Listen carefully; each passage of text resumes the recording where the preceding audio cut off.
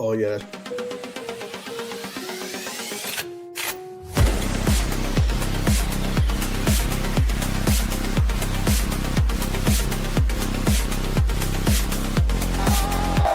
Taking down that touchdown! Yeah! 44-yard field goal! Yeah! 64-yard field goal! Yeah! All right. Welcome. Let's go. Yeah. Here we are. Rainy Sunday in Virginia. Yeah. Rainy Sunday. Welcome everyone to HMSA, HM Sports Academy. My name is Mo. This is Harry. We are here early in the morning trying to get some more incredible content out to everyone. Welcome to all those who are up early with us. Please remember to like, share, and subscribe if you like this particular content, as we will be continuing to grow, continuing to add to this channel that you can find on the YouTube HMSA, HM Sports Academy page, as well as Facebook, HM Sports Academy, as well as other platforms, X and TikTok and so forth and so on. And so here we are going to do a little bit of live to go over and preview another huge week in the NFL.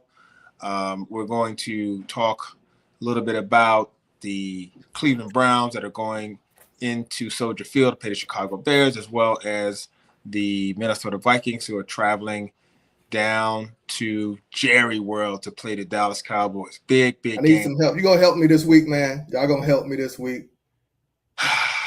Well, we're going to do our best, because if we don't help you, we ain't going to help ourselves very much. That's true. You know what I'm saying? So I want to be able to stay alive as long as possible here. We're kind of on the fringes. We're still in the hunt, but we're on the fringes. We got a little help last week with the Chargers grabbing cloth and taking the Eagles out. We got a little bit of help. Also, for those of you who didn't see the Thursday night game, with the Atlanta Falcons beating the Tampa Bay Buccaneers, that pretty much all but assures that the NFC South is only going to get one team in. Right. They're looking at 7 and 6 losses respectively, and they have to play each other twice. So even if they split, they both hand each other another loss, which is with 7 and 8. One of them has to play the Seahawks. Good luck with that one.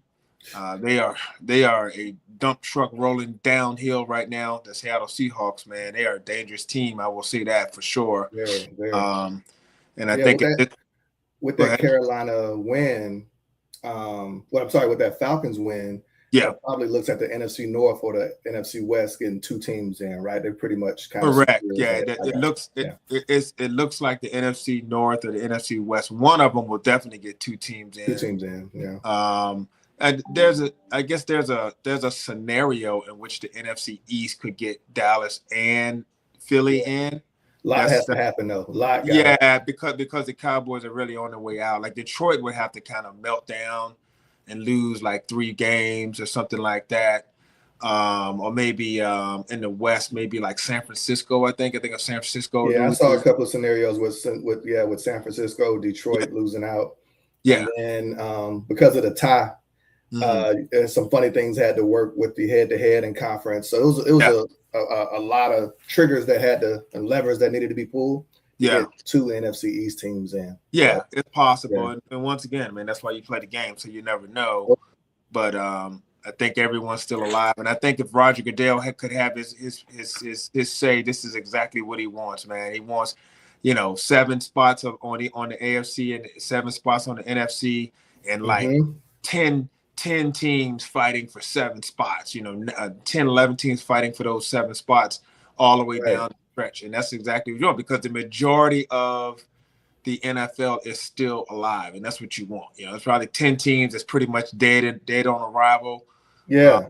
But other than that, everyone's still fighting in there, and that's what you want, because these games are pivotal. There's some teams that are going to be playing spoiler. Other teams are still kind of hanging on life support, and then other teams are trying to, sharpen their resume. That's what the Chicago Bears are. We're going to start with them. and theirs looking good. They come off a little bit of a downswing with a loss, but I mean, it's tough to say much down when you go to Green Bay and play them very, very well down to the last drive of the game. Right. And you're right there. You had one or 9 out of 10 or 8 out of 9 or something like that. Yeah. So, you guys are get back on track. Let's talk about Cleveland. Mm-hmm. But before we talk about Cleveland. Yeah. Roll Goats. We come in to Baltimore, M&T Bank. We get the W. Let me twist it. I got to get it right. Hold on. Get it right. There we go. Look at that. Yeah. Yeah. For those of you who don't know, Harry and I are esteemed graduates of the United States Naval Academy. And that is where we honed our football knowledge and our acumen, playing for some of the best coaches, Hall of Fame coaches, as a matter of fact.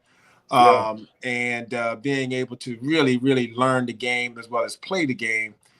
So we do come to you from perspective, not an NFL perspective, but a very high level of college football. And the Midshipmen go 10-2. They retain the Commander-in-Chief Trophy, defeating Army 17-16 in a great game, a thrilling game. But the team is I love it. Last year we rolled them, and snatching the heart out of the Army cadets always warms my heart, man. It does. It's a great feeling. I don't know if I'm completely raising him correctly. He actually wants to go to West Point, so he sent me a text. I was out with some friends yesterday at a party, and I was driving home, so he sent me a text. Navy shouldn't have won. They don't deserve to win. And I said, well, they can think about it over the summer, man. They can hang it all on the the bulletin boards while they're running. When they get back from Christmas break, they can continue with all of their child calls and all of the hard stuff for their plebe year. Yeah. Let them worry about it then. Yeah. I don't care, man. Yeah. I said, Horvath living right. He go to mass every Sunday, Kid he's showing up to school. He's showing up to class on time. He's waking up early. First one in the facility, last one out. That's why you catch your own fumble, man. That's all I told him. That's all preparation, man. That's just you being ready for every situation. I love it. Let's leave the Black Knights sitting there pondering the meaning of life. Hey, if they can't win that game, what game can they win? We gave them everything they could have. We gave you every opportunity in life. We handed the game to them, but they still lost it. So anyway, that warmed my heart. Yeah. And I wanted to piggyback on something else, what you were saying.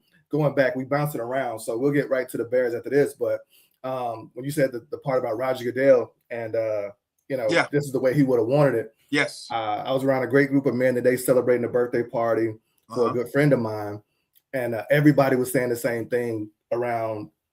Nobody's really transitioned to the NBA yet, just because the NFL season is so good. Yeah. And I think, from that perspective, the parity that the NFL has built, even though there's been some what I call like a dynasty in the sense of, I call them modern day dynasties with the Eagles and the Chiefs being really good here, and then obviously the Patriots, hanging around. I feel like everybody who's a fan of the NFL, outside of maybe a select few teams, feels like they got a shot to win it this year, right? I always do. If they get in, right? So I don't think with the NFL on all these different platforms and all the different mediums, I didn't know how well that was going to work out. Yeah, and it's actually turning out to be amazing. We got some Netflix games coming up. We got some Saturday night games coming up that mean a lot. So NFL is king, man. They're on top. It is. I think you guys hit. Last time I checked, you were over 20 million, views for the game after Thanksgiving, which was the Thursday night game. Detroit, and that one did great numbers too. Yeah. So you guys are leading the pack. 60 million or something like that for Thanksgiving, and you come right back with another 20. Yeah, for Detroit. So I think if you ask Roger Goodell what would be, I know they asked Chris Collinsworth for NBC, if they said, hey, excuse me, what would be your ideal Super Bowl? And he said it would be the Dallas Cowboys versus the Dallas Cowboys. That would be the ideal Super Bowl. I mean, that's just it is, man. It's a ratings thing, rating machine, and it's a polarizing team. That's why, I'm a fan. We cover them. And but football is in our lifeblood, so we don't do bandwagon here. This is real stuff. It is what it is. We got to live. It is. And so you're correct, man, that to have these teams in there fighting down the stretch like this, it's really, really fun and exciting to see. And this is a year where you could be out, or if you get in, you could literally make a run. And so it really is. And there's a lot of young teams like Chicago. Who has stepped up and risen up, and then there's some teams that are kind of your standard teams that have kind of been there the whole time, like Baltimore and Kansas City, who have kind of taken a step back this year, and that's why it feels like, man, I don't know, I really don't. The schedule makers, like I say, the every year that's almost like another holiday, right? You got the draft, which is a huge moment. Yeah, it's kind of grown and taken on its own, kind of its own entity in this whole thing. Yeah, the schedule makers, right? We wait for that schedule to drop, and when we looked at it at the beginning of the year, you and I were speaking, we were like, "This last month could be insane, brutal." And whoever put them together, everybody, every game that you play for, I would call some of the contending team and fringe teams, we've literally all entered the playoffs this week. Diabolical, right? Man. It's diabolical, head to head. Go ahead. No. I'm saying the conference matchups, divisional matchups. Yeah, all of them. And I was just piggybacking off what you just said. Even the non-conference, interconference matchups. That's true. Like the Cowboys played Minnesota. We'll talk about that. But next week they play the Los Angeles Chargers. Dude, that game is as big as anything for both teams. Yes. That game is huge.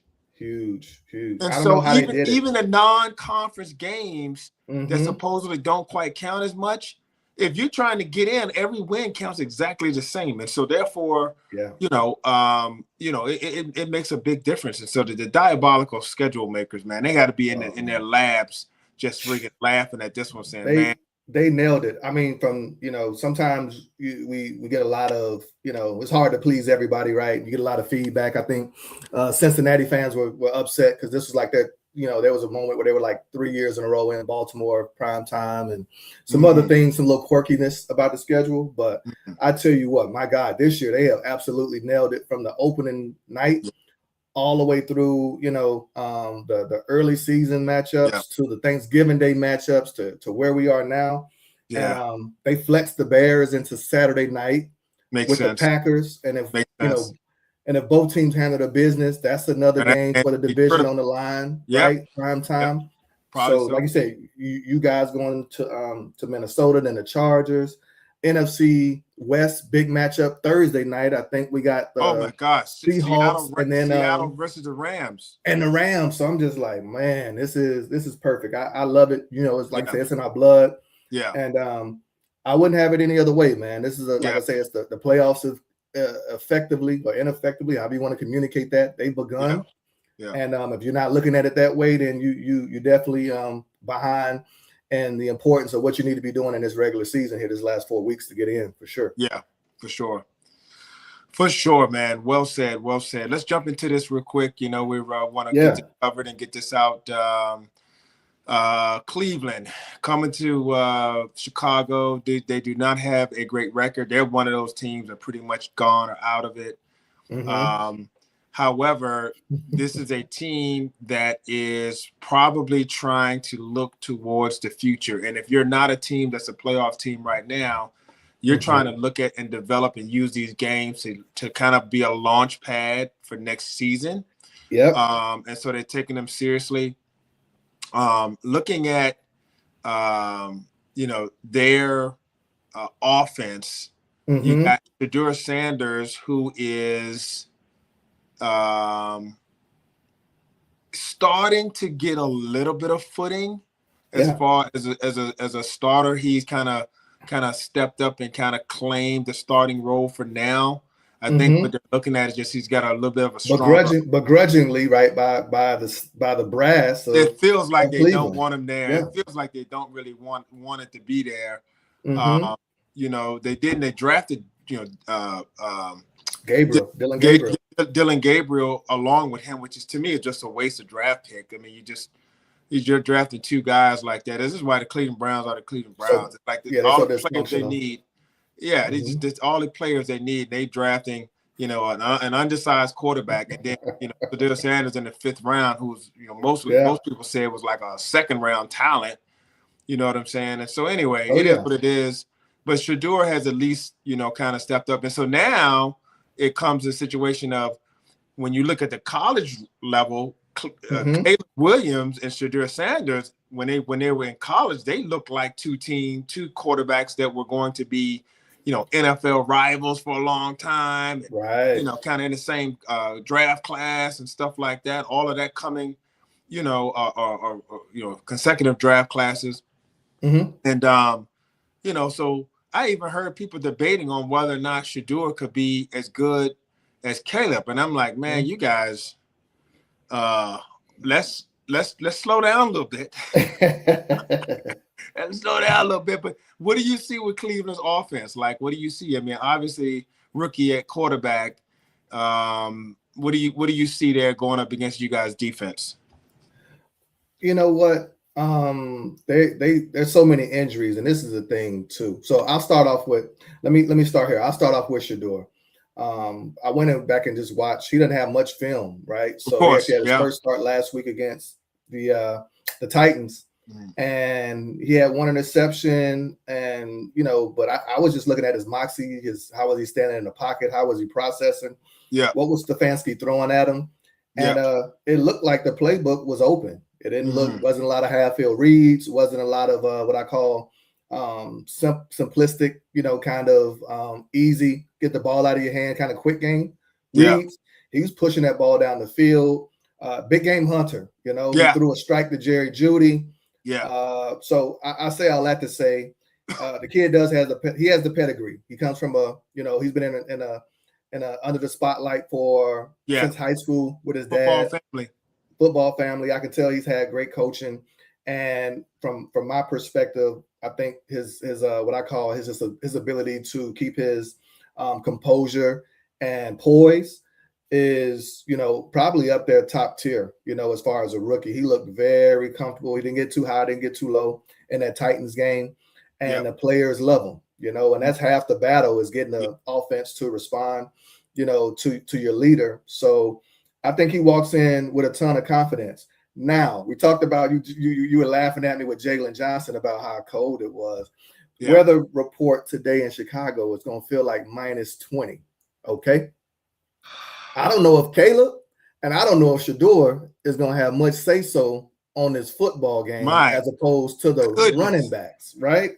I don't know if I don't know if any of our listeners, if you've ever tried to throw and catch a football in 5-10-degree weather, multiply that by 2 because now you're going down to -20 and you can't feel the ball. It's hard, it's cold, it's slick. I don't know if there's going to be a great day for passing, period. So, and their offensive line, Cleveland's offensive line, they got 4 starters down. And to me, when we talk about, for those that have been listening to us and following us, Dennis Allen, 2 pitches, fastball, faster ball. So we Jordan Love teed us up, man, and he hit 3 taters. He took a yard 3 times, man, on some heavy hitters, and they blocked it up. The question is, and what you were asking, what do I see in him? I see a lot of positives, but I don't know if he can, is he going to be able to stand up to it under these conditions with the style of play that I think we're going to come with. I don't think we're going to give him a lot of time to pat that football and push it down the field. And if he does, he's going to take some, he should be taking some hits. This is a game for our defensive line to really show and prove and get back on track. We had a horrible game last week. This is a game that they should be able to dominate and get a little bit more pressure. But overall, offensively, I think you'll see Shedeur looking for Jerry Jeudy early and often. There was another 2 weeks ago, they had a spat on the sideline. Pretty intense conversation. You and I as competitors know you never really show your quarterback up that way. They come back the next week and it looks to be all good when Jerry Judy's catching touchdowns. Yeah. My mind says, if we can make things, a little bit difficult and get them a little bit frustrated, maybe that plays into them not clicking on all cylinders. Yeah. And Stefanski, from an offensive standpoint, he's you've seen him in action. I think he's an amazing offensive mind. Yeah. He'll have the guys ready to go, and he has Judkins in the back, in the backfield. He's good, man. He's better than I thought he did. Remember, I told you I didn't like him. But no, you didn't like his gait, man. You told me, you look, he don't even look like he had the same gait no more. I'm like, that junk is not that bad. Hey, man, they took him in the back and they popped them knees, man, and twisted his ankles, and they got one of them doctors rubbing on him and like a baby. They put some braces on his legs. They did the Forrest Gump back in the day. Forrest Gump braces on his legs. That's right. He comes sprinting out the house, man. Them braces popping off his legs. I'm like, wow, this guy Junkins. That's my look. I'm like, Junkins. That's my guy. But no, yeah, he's I liked him. We both liked him. I think, like I said, his production was not charts. Yeah, I'm just a picky. Yeah, I'm a running back guy. Yeah. I'm a picky guy, but no, his production was there along with Henderson out of Ohio State. So yeah, home run hitters, man. Yeah, no doubt. So I mean, that's what they kind of, they kind of got a team that's kind of like, it's one of those teams where it's like Cleveland is one of those teams where it's like, yeah, they don't look that very good, but then you look at their roster and you're like, every roster has legit pros on it. I call them a Madden team. That's why you got to take them seriously, because they got to, but otherwise you don't really see it. And so I call them a Madden team, man. They got great uniforms. They got that big old dog in the middle of the field, so they look good when you're playing. And they got just enough players, man, between Njoku, you got Harold Fannin Jr., you got some young, like I say, Judkins back there, and then Shador. As when you're young and you're playing Madden, that's a nice little team to rebuild and play some Madden with. So I like them in that aspect. Yeah. So that I think they kind of in over their head, kind of in over their skis, if you will, with this type of situation there, because like you said, DA is going to heat him up, and I also think, like you said, the pressure. I think my biggest thing is, I see in this type of weather, the ball's starting to come short. There's going to be some opportunity for Nashawn to pad his stats. Man, Nashawn came on the local radio station. I don't know who his PR coach is, but he's saying all the right things. I would love to stay in Chicago, but he hit us with the wink. But I got to do what's best for me and my family too. Wow. So I love Nashawn. Always right on time. He's given up I want to say 7 touchdowns. He's got 8 turnovers. Oh yeah. So he's my perfect blend of a DB as far as his ability to play, in the sense of he makes it happen. He's aggressive, and short you give up a few, you give up a few, you take a few, and he's a guy. I think he's going to be probably the #1 free agent. He called Deron Bland and asked Deron Bland, "Who was your agent?"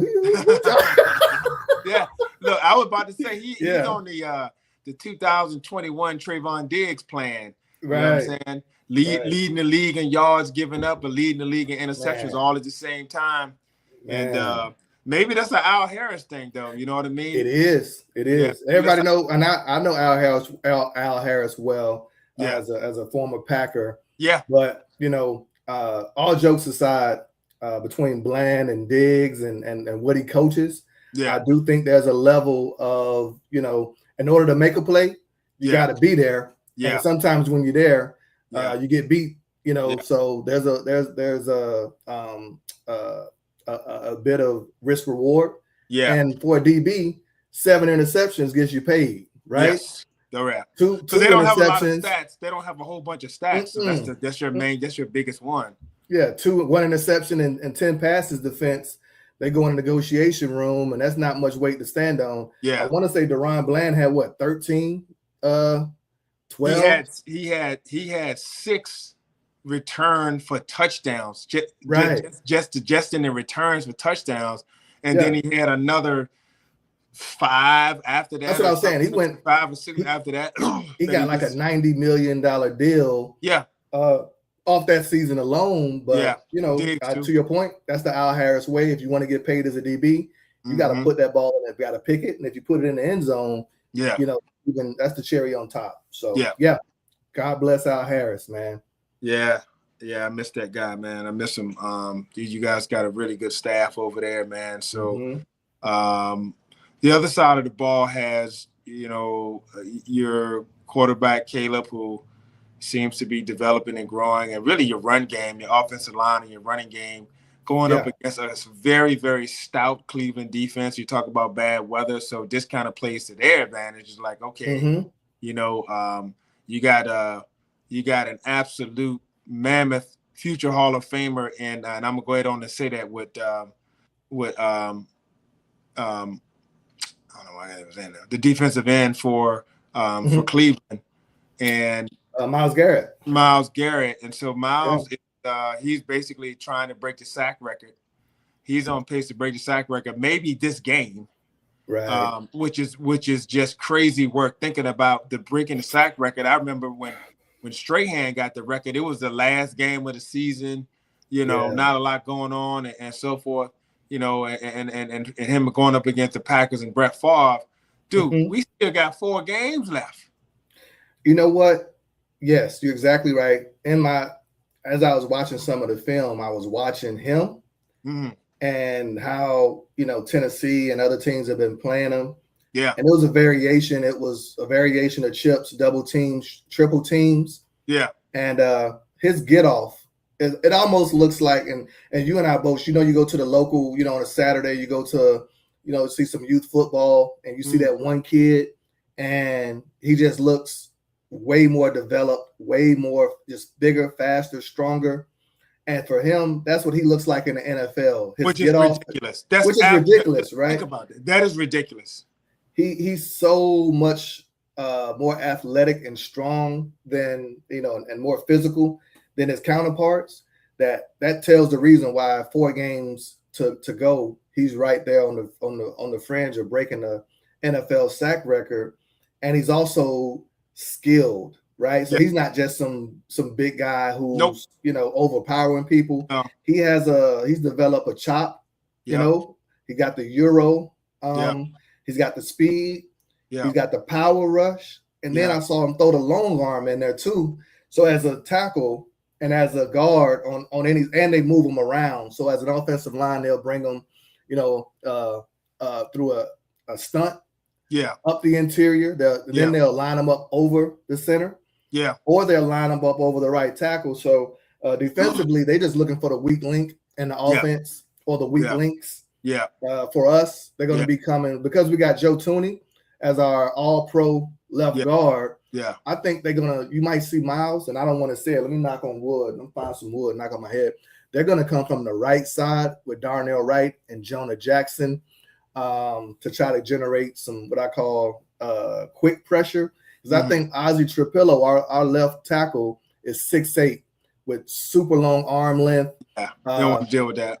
I don't know, you know, obviously he can't stop him. I think it's just a little bit more of a hindrance for him to get through him, Thuney, and a chip, as opposed to doing it from the other side. So doesn't mean he can't get it any other way. Caleb made mention of it, said, hey, I understand what you're trying to do. I don't want to be in your damn highlight for the rest of your life, but you're getting 24 sacks. So it's my job to get rid of the football. I think the Bears go with a quick passing game or very hot, what I call max protections, off play action to try to slow them down. And the Titans had an amazing running day. Pollard, remember old Tony Pollard? You remember him? Yes, sir. He got 161 and 2 tutties. Wow. Last week, just because Garrett basically runs himself out of the play, which is crazy, right? He gets upfield so fast. They were running a couple of, you know, quick hitters. As soon as he vacates the area, they get to the linebacker and got him upfield. And so they kind of use his get off against them in the screen game and the run game. He's so bendy and he gets off so quickly, man. And so he's hunting sacks right now. And he's actually a top run defender also, but I don't know if playing to that. So it's going to be interesting, this game. I think this is one of those games where if you can punch them early and get ahead of them early, then all of a sudden it feels even more cold outside. And all of a sudden they're like, all right, let's get this one over with type situation. Yeah. And I think just so, I think that the antithesis of that is, not putting them away early, letting the young quarterback have some success. And then all of a sudden, he's like, dude, we might be able to pull this dub out. Let's keep this thing going. Let's try to get this W and be a spoiler a little bit. So I do like Stefanski. Obviously, him going up against DA, and then the defensive coordinator for Cleveland, Schwartz. Jim Schwartz is, he's been doing this for a long time now. He's one of those names that people know when it comes to defensive coordinators, and he's one of those kind of diabolical type of guys that dial it up and give you a lot of looks. So that'll be interesting to see if he can able to try to confuse Caleb. If Ben Johnson will even allow that, but he just may run it all day. Let's see if y'all could just win it running it. So yeah, I think he called it bear weather, and I think this is a game where even if we wanted to throw the football, I would just honestly have to see the conditions. The last time some of these games you go in with a plan. The game that sticks out in my mind is the Giants. Remember that Giants Packers game with Eli Manning, playoff game? Oh yeah. And they'd gotten down to Tom Coughlin on the sideline with that beat red face. Yep. They were throwing the football around, so it can happen. Yeah. I think our offensive line is a strength of ours. So I think Ben won't rule out passing. Yeah. I think it's just going to be what we talked about a little bit last week, which is trying to get in control of the game before we lose it. Getting a little bit too cute and get a little too crazy. With the scheme and what we're trying to do, because Myles Garrett can wreck a game plan, and we've been in that Max Crosby when we played the Raiders. Max, almost ruined our game plan. In Vegas really early, and this is one where Ben and it piggybacks on what we were talking about, which is this is a must win. Rome Odunze missed last week because of his the stress fracture in his foot. Is he back? He's back. Okay. Stevenson's back. We got a much healthier team. Yeah, and I don't know if we're pressing that button because of the urgency, or if guys are truly feeling better. Normally with a stress fracture, that's about 4 weeks before you really start to feel better. Yeah. But I think everybody understands, to your point, the urgency of getting wins, and if we can do it faster, right? If we can get to 10, 11 wins quicker, then we can rest a little bit towards going into the playoffs to try to buy some more time. But we can't buy more time if we don't get in the playoffs, right? So it's catch-22. Yeah. But at the end of the day, Schwartz is going. He's going.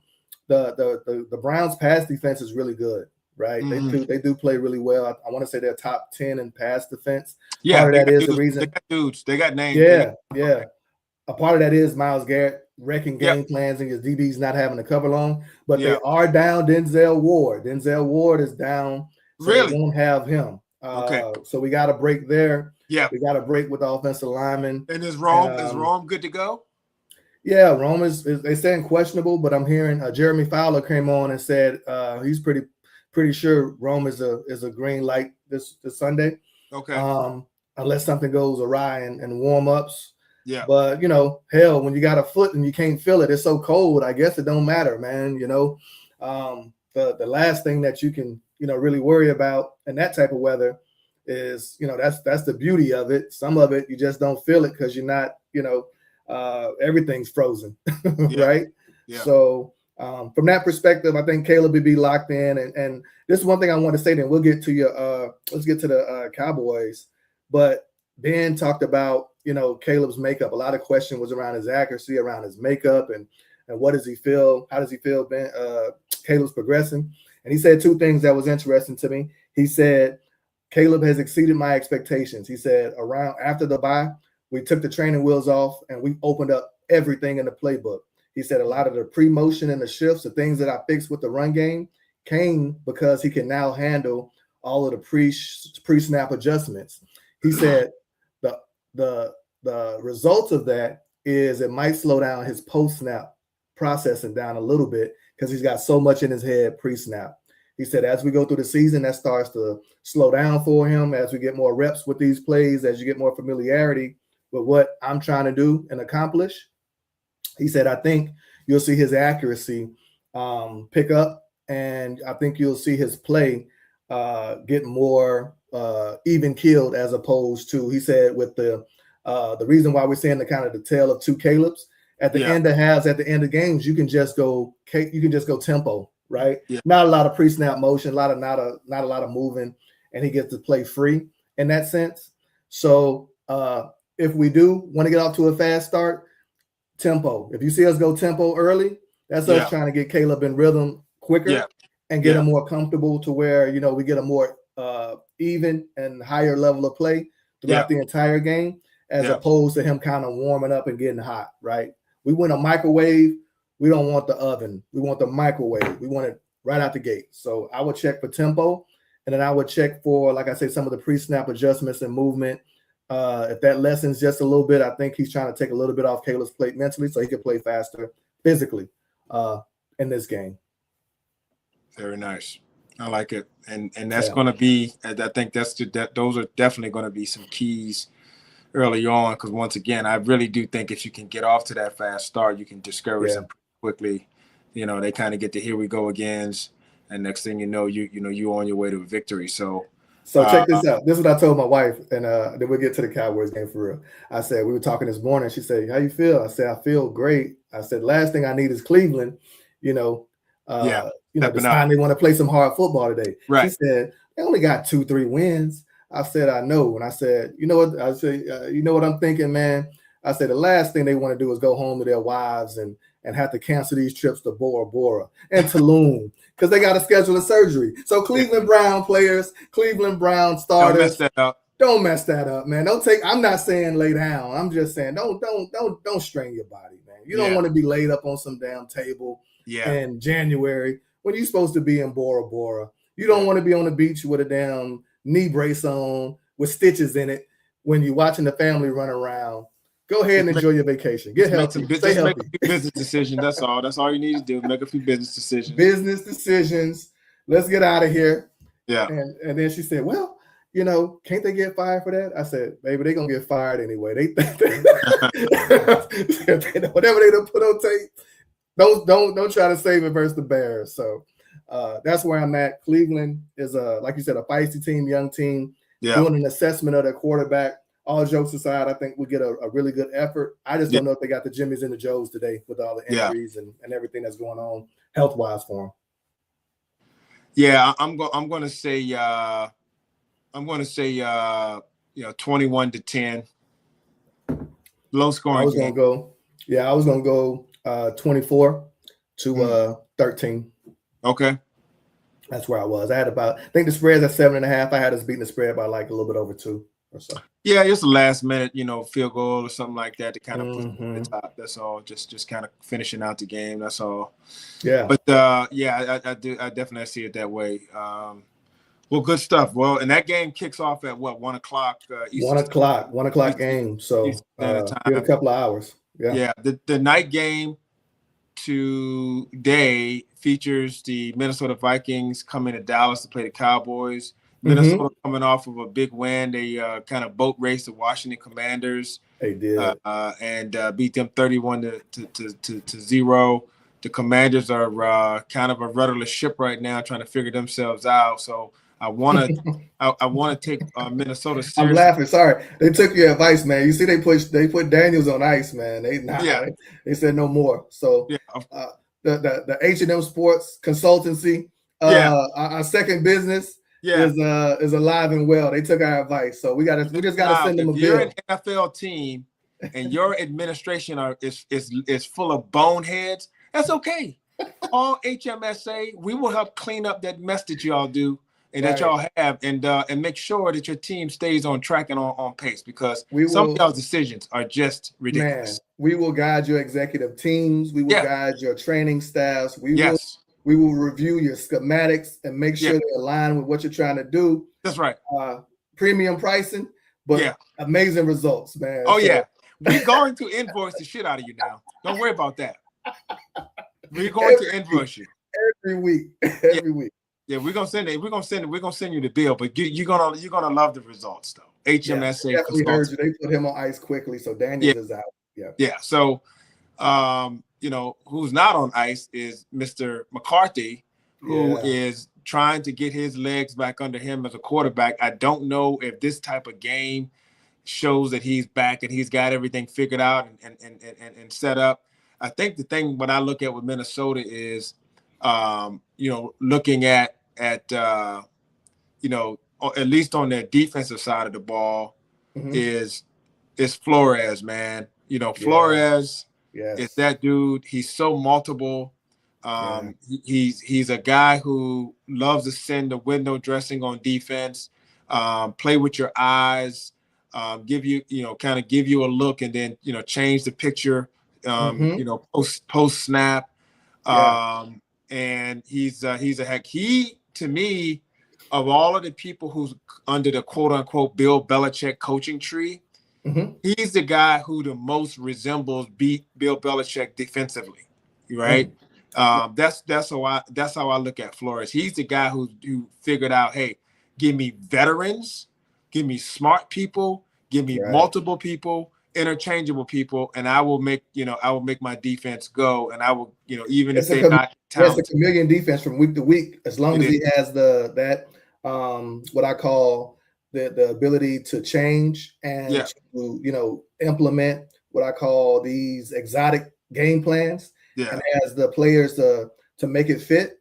Whether it go from 3-4, 4-3, whether it's you know, some nickel, dime, extra safety packages. You're right. He throws the damn kitchen sink at you. We play them twice a year.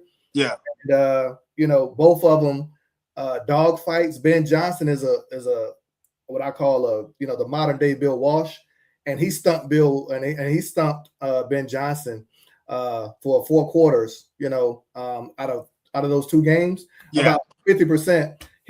She threw some stuff at Ben Johnson that Ben Johnson wasn't even ready for. So he's an amazing coach, man.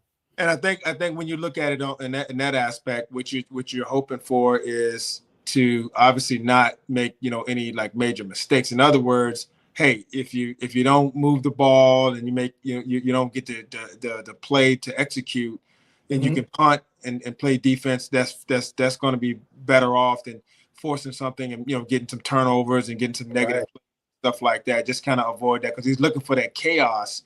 And the one thing I will say is that the difference between, you know, Jaden Daniels, and Dak Prescott is literally night and day when it comes to the ability to read these types of window dressing. That's where I was going to go. I was going to say, you know, and I asked you, is CD healthy? I don't know. He's going to go. He's a go. All right. So CD's a go, and you got Pickens out there. I think that inhibits how risky Flores wants to get against us. He ran a lot of what I call schematic kind of tendency blitzes. So he started to blitz the corner. He ran a lot of cat to try to, you know, disrupt us. And it fooled Caleb because Caleb just he's not as savvy as I think Dak is right now. Of course. It's just a second year. So I do think some of the things that Flores wants to do because of you guys' talent on the edges, it leaves them open for some huge chunk plays. Again, back to that risk reward.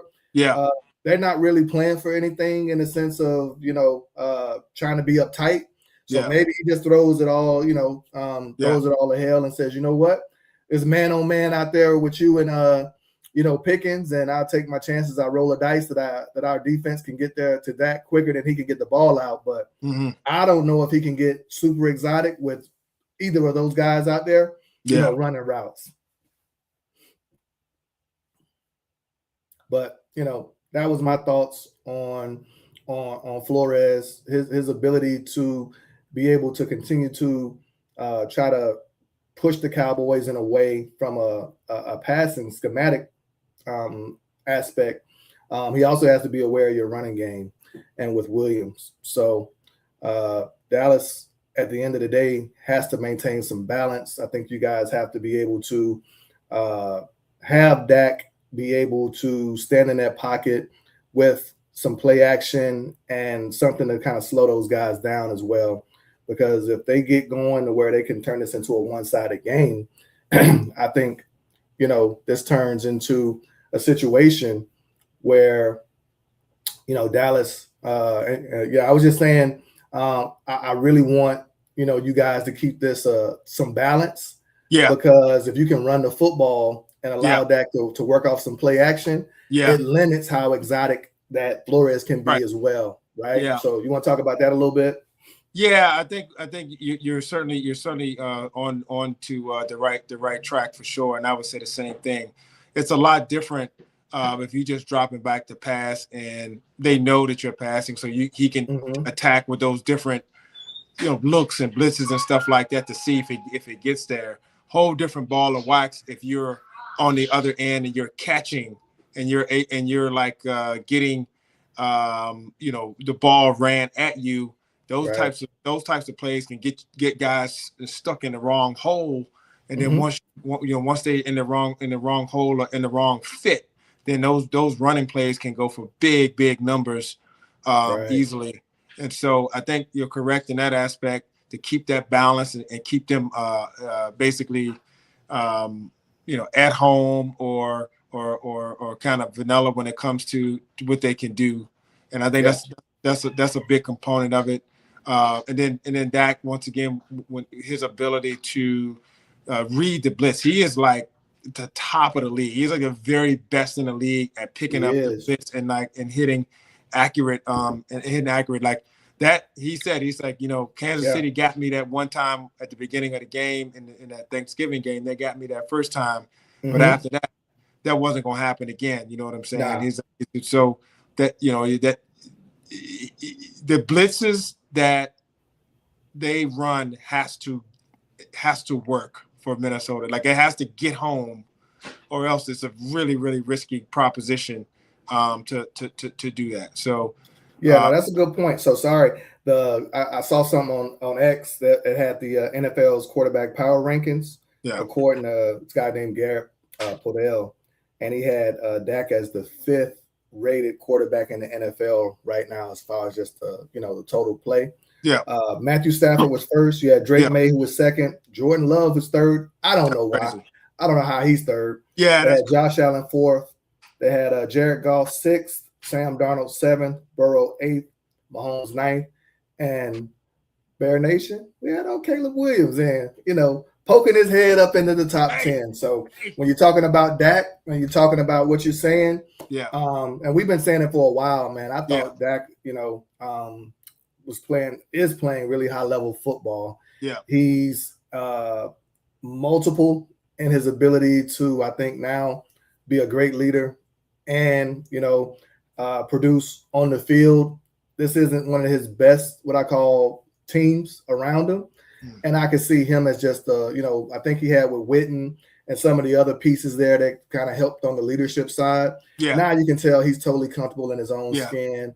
They showed a video of him with Shotty, it might have been for Hard Knocks that and they were doing some, you guys doing some pregame. He had on the Gamma 11s, some beautiful, cleats. And he was a little cold, so he had a shiesty. He said, well, I'm going to get Shotty. I want Shotty to wear the shiesty. So he gave Shotty the shiesty, and Shotty put on the shiesty with the Scully. And I was like, man, even the chemistry, the energy, and we talk about building a system, building a culture. Sometimes you don't get the immediate results, but foundationally, I think what Dak is putting down and putting together on the field and off the field has been, like I said, top 5, top 3 easily for me in the league from that position. That's well said, and I'm happy for him to see that that's going. And now the question is can he continue to play at that level for a couple of years? And that every team's looking for the quarterback who has that perfect symbiotic where they're still young enough to complete and run the offense at a high level. But now the game is slowed down to the point where they can see it all and read it, and you can't fool them. The last time the Cowboys had that, Tony Romo was going into the season as that type of quarterback, and that team was favored to do a lot of damage, and he got injured in preseason, and a 4th-round draft pick by the name of Dak Prescott came in and took his place and never looked back. But that team went 13-3 with a rookie at quarterback when they were supposed to have a 10-year vet who had basically seen everything in the game and slowed down for him.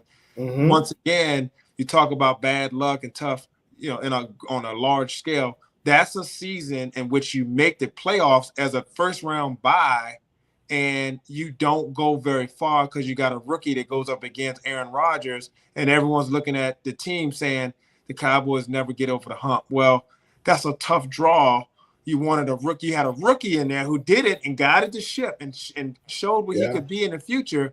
But wouldn't you like to have Tony Romo in his, of course.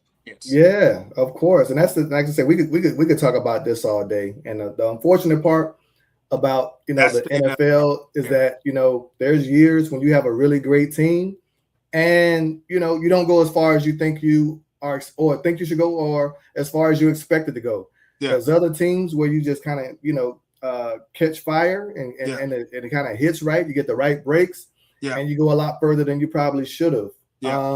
There is no perfect scenario as far as dictating whether or not you're going to win a championship or not. And it's unfortunate, like I said, and for you.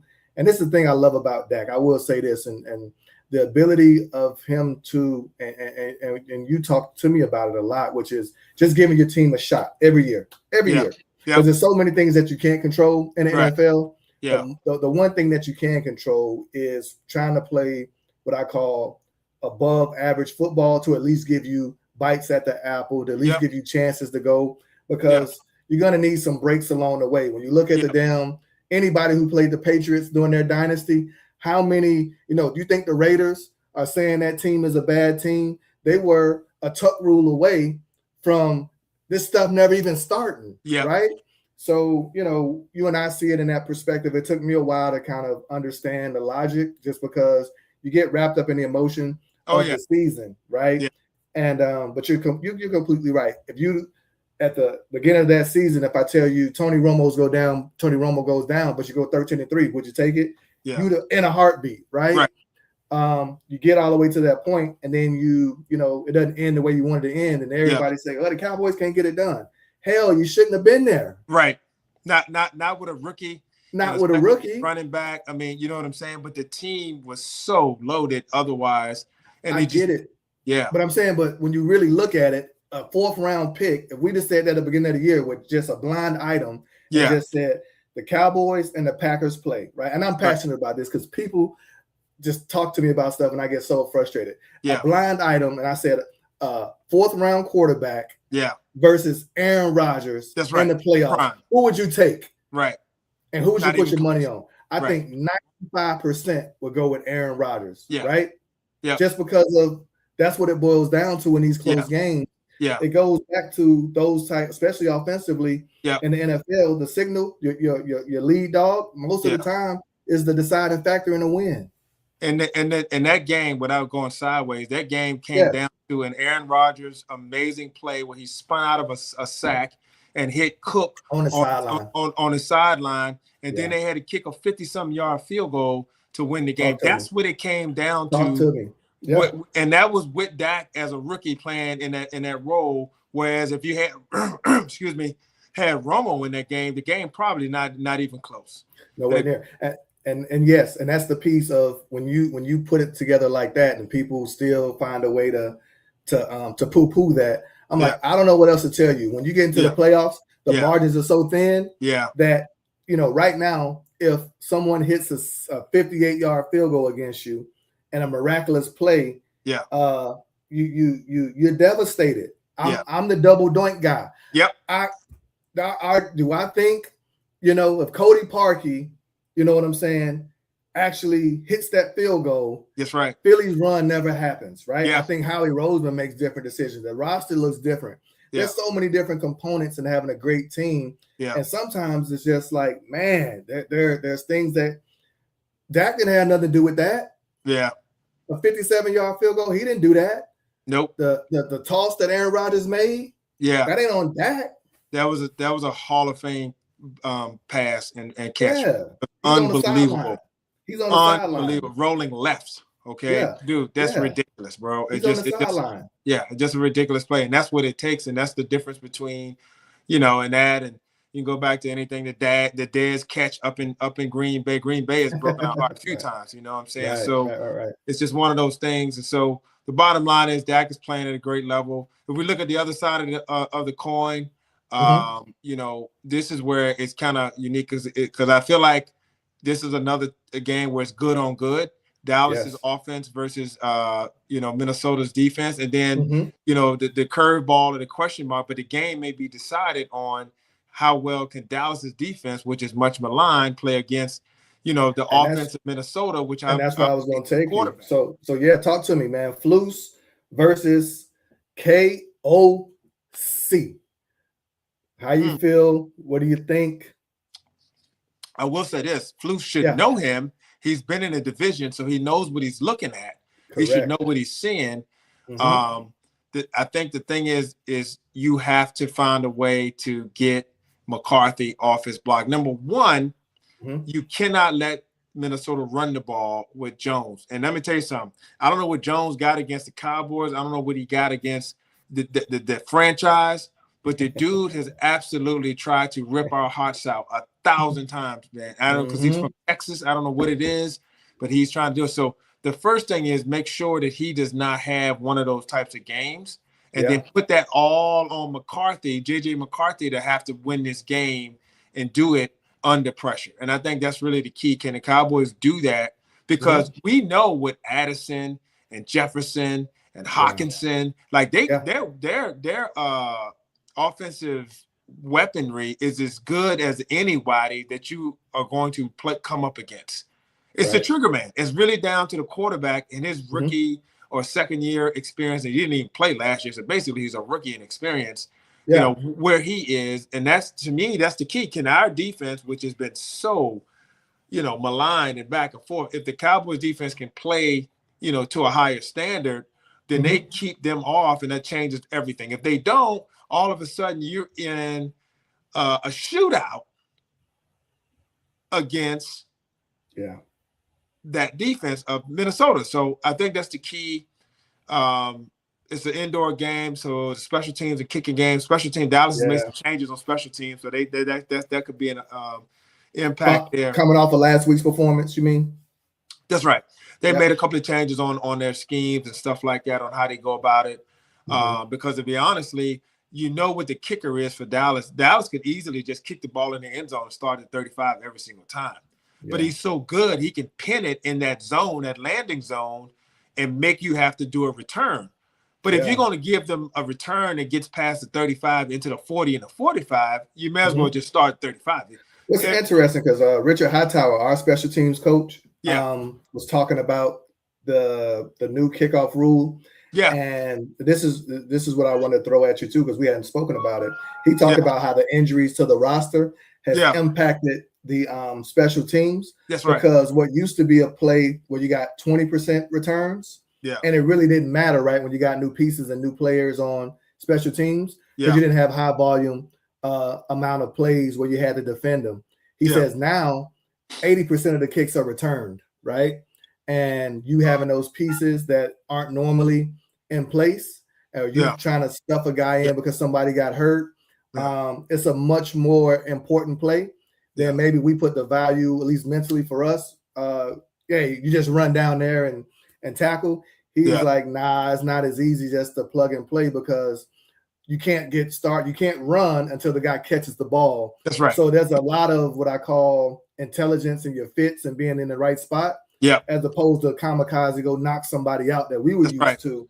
Yeah. So he was saying how the injuries and people who normally don't play special teams, who are trying to learn it, is having that impact. It does. I said, that makes sense as far as just for teams that are more injured, or teams like for you guys who, like you said, some injuries in that secondary linebacker core, which is where you get most of your second, your special teamers. Yeah. We'll see a little bit of that drop off through the starters being injured, right? And guys having to come up, and everybody, next man up mentality. Yeah. They don't special teams as the last. They're the bottom of the barrel as far as getting support, right? Yeah. You don't get too many ace special teamers out Yeah. there at your disposal. So, but yeah, I think for you guys, I need a win. I hate Minnesota, so Yeah. I need you guys scolding. I need you guys running around. I need you guys playing fast. I need Flores and that whole. I want to break that up. I want Flores to get a job. Yes. So I need you guys to help me out to get Flores out of my division. But overall, all jokes aside, you guys still got life, right? Yeah. It's faint, but some people might have called a Pope on you. I ain't called a chaplain yet. I told Chappie, get out. I shut the door. I got my Bible out. I got my hands on you, and we praying for the Cowboys. I'm rubbing like Mr. Miyagi, whatever we got to do to keep you alive. I got the shot pads, everything. We need a victory for you guys to keep you alive. 1, you kill Skull. 2, you keep pressure on the Eagles. I don't want them dudes coasting. Yeah, because I don't want them resting. Yeah, because I think anyone would say if the Eagles get in, they become a serious threat themselves. If they get in, like they're a team that could do a lot of damage. It would be nice to kind of have them. Cowboys kind of playing with house money. We're kind of ahead of schedule if we get in. Yeah. But now the quarterback's not, but the rest of the team is probably the third youngest team. And if the same thing with Chicago, very young. So you guys are ahead of schedule, kind of playing with house money. But you get in, you don't call it house money because you never know. So, but the bottom line is, keep every week you just do your job and try to pull it out, and then you see what the next week gives you. It's like a little map that unfolds. Hey man, Chris Collinsworth, he might be on to something. If Dallas gets in and Chicago gets in, you guys host a playoff game. Might send us to Carolina, which I ain't mad at because they get in. And then we might be setting up for a divisional round, a NFC Championship game. Big break. I ain't mad at it, man. No, so big numbers. We're about content here. We would all but guarantee that one of us would get to the NFC Championship. So that ends our season out. That would be great, man. So I'm for it. I just think more than anything though, it's so nice to have your team. I don't want my team to not be playing meaningful football the last 3 weeks of the season. That's what I like. I just like being in the fight and having a chance to play a game that means something versus just kind of playing a string out. So in order to do that, you got to get the dub today. We'll know where everyone stands. I mean, the Eagles are playing the Raiders. They're going to win. They're going to beat the Raiders. You know what I'm saying? So we know how that is. But the other teams out there, man, and I showed you. I gotta go. But we'll say this real quick. But Gilly the kid, man, that video, man, he ain't blew the whistle in 3 weeks. All the Eagles fans ain't blew that damn whistle. Man, ain't no too short. I've never seen a fan base of more head. Rico, if you're out there listening, man, I'm praying for you. We blow the whistle, huh? If you're out there, Rico, you know what I'm saying? Blow the whistle, man. Gilly had me dying laughing. He got the screen in the background talking about the Eagles. But give me your score, man. What's the score for the Vikings game?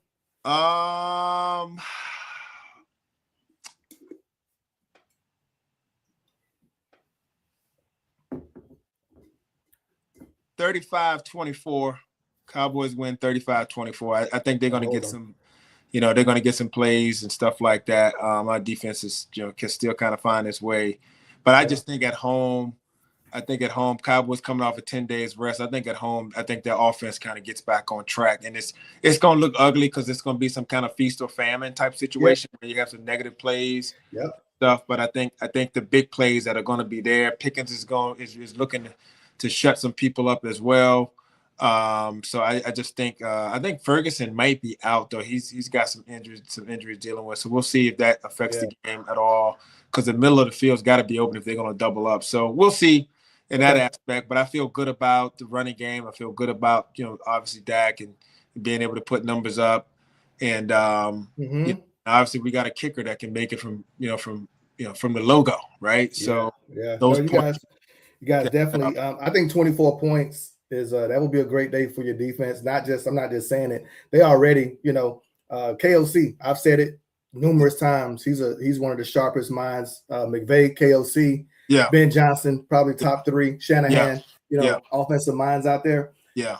With your offense and when you're in the current state of the roster, if we're being realistic, 24 points ain't a terrible day at the office. So my perspective is if you could hold them 24 and put up your numbers on offense, you guys walk away with a victory in that light would make perfect sense to me.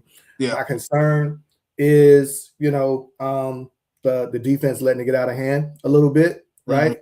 The same way they kind of got going against Washington. I think KOC feeds off his run game, so stop that run. Don't let McCarthy play action and get into a rhythm.